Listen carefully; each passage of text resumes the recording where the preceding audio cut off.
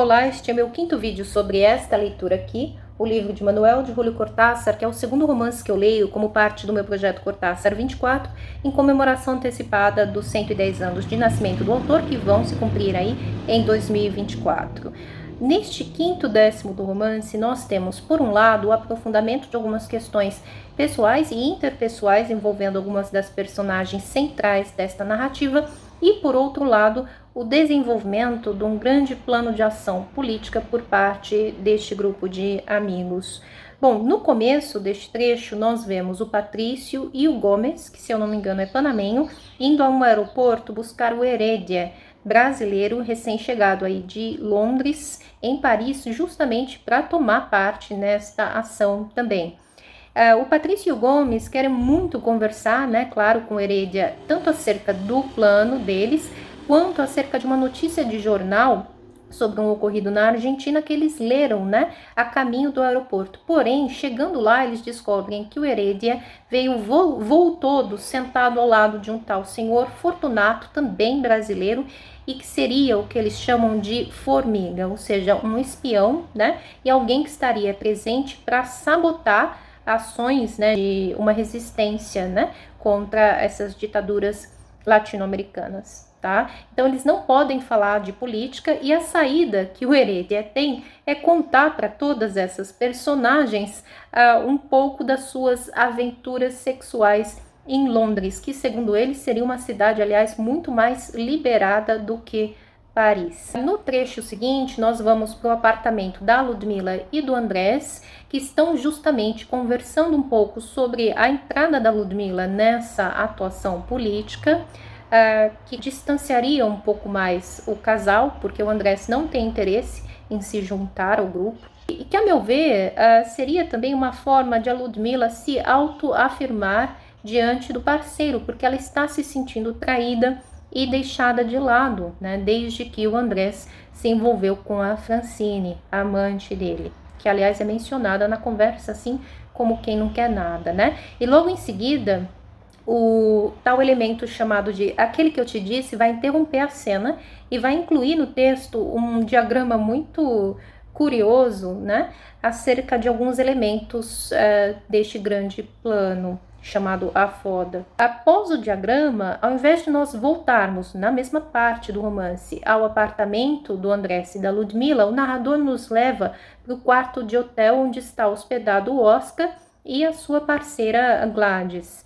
A Gladys está dormindo e o Oscar se encontra pensando, né, sobre esse plano e também sobre as suas aventuras amorosas de juventude na Argentina, e ainda sobre aquela notícia de jornal acerca de um grupo de garotas que teriam escapado de um reformatório numa noite de lua cheia próxima a um carnaval. Então essa notícia fica, né, na cabeça do Oscar por algum motivo. Mas no finalzinho desse trecho, mais uma vez de uma forma muito sutil, o narrador vai parar de falar do Oscar e voltar a falar do Andrés e da Ludmila, que é o gancho para a gente voltar ao apartamento dos dois. O Andrés está ouvindo música, a Ludmila está lendo, mas ele quer conversar com ela, né? Então, eles vão falar sobre uma necessidade que o Andrés sente de estar sempre buscando algo, e também sobre a possibilidade ou a impossibilidade de uma escolha real. O Andrés se pergunta, junto com a Ludmila, né, se essa escolha não convencional que ele tenta fazer para a vida dele, por exemplo, a vida amorosa, né, não seria, no fundo, ao invés de um questionamento de um status quo, somente mais uma das alternativas previstas dentro dessa realidade, tá? Então, talvez o André seria aí muito menos original, né, e muito menos contestador do que ele imagina ser. Tá? Isso é algo que a Ludmila vai apontar para ele também nessa conversa. Enfim, tem um trecho muito bonito em que ela diz para ele que ele, na verdade, não mudou como ele imagina ter mudado, e ele pergunta para ela: por que então você mudou? E ela responde: porque você me decepciona, porque você é inautêntico, porque no fundo você sabe muito bem que você não quer mudar nada, que esse cachimbo será sempre o seu cachimbo, e ai daquele que mexer com ele. E ao mesmo tempo, você está disposto a fazer em pedaços esta casa, da mesma forma que estará fazendo em pedaços a casa de Francine. Porque cada golpe ali ou aqui repercute vice-versa, sem que necessitemos nos telefonar para saber das novidades, tá? Então a gente tem aí uma espécie de DR, né? Bastante filosófica, mas uma DR. Esse trecho, inclusive, termina com o Andrés pensando na definição de um triângulo, a definição geométrica mesmo, né? E se irritando com a situação toda. Aí nós vamos para o apartamento do Lowenstein, onde a maioria das personagens do romance vão se reunir para discutir os primeiros detalhes deste plano que vai ser colocado em ação aí muito em breve, né? E em determinado momento, o Lowenstein, que não é tão envolvido com este plano, né, mas faz parte aí deste grupo de amigos, vai chamar os presentes para verem um tal fungo que ele está cultivando num cômodo do apartamento. E aí, de novo, aquele elemento chamado de aquele que eu te disse vai entrar no texto de uma forma muito interessante. É quase como se ele fosse, se isso aqui fosse uma cena de teatro, o diretor da cena. O que me faz pensar mais uma vez que ele seria, além de uma espécie de personagem, talvez nesse texto, uma projeção mesmo do próprio autor.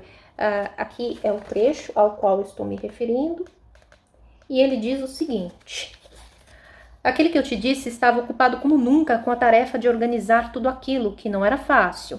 Enfim, digamos, Lowenstein ao lado de uma mesa, a mesa no fundo do ambiente, o ambiente em penumbra, nada de cadeiras, nada de móveis, um faixo de luz verdosa baixando do céu raso e se projetando sobre o conteúdo de um vasinho colocado sobre um prato de chá. Um pires, talvez, né? O fungo no centro do vasinho, vertical, cilíndrico, violáceo, cabeção, mas não demasiado, inevitavelmente fálico, tópico, fosforescendo debilmente baixo o estímulo verdoso, fotofílico. Na passagem seguinte, eles falam em ir embora, mas se demoram ainda mais um pouco no apartamento do Lowenstein, já é tarde da noite. Eles vão ler e comentar mais algumas notícias de jornal. E nós temos uma página com uma diagramação bastante curiosa, que eu acredito que seja também, possivelmente, né, um trecho de uma notícia, se não simplesmente uma passagem da cena. Porque essas notícias de jornal estão sendo inseridas na narrativa de forma cada vez menos tradicional, digamos, pelo que eu percebi, tá? Aí a última cena desta passagem é justamente a cena deles tentando ir embora do apartamento do Lowenstein e sendo parados aí por um grupo das tais formigas. Então, os homens vão brigar, né? Eles vão precisar lutar aí mesmo para poder escapar dessa situação, tá? Não acontece nada de trágico, mas é sim um primeiro sinal de que eles estão sendo vigiados. A meu ver, este quinto décimo do romance, ele serve como uma espécie de ponte, né, entre as partes anteriores do romance, porque agora nós estamos, né, literalmente no meio do texto, e o que vem a seguir, que vai, eu imagino, mudar bastante, tanto a configuração das relações entre essas personagens, quanto a própria narrativa mesmo. Continuo, então, convidando quem tiver interesse em participar desta leitura, que deve terminar na segunda semana de dezembro. Dá tempo ainda, tá? Vou ficar bastante contente se eu conseguir companhia para essa leitura, tá? Muito obrigada e até a próxima.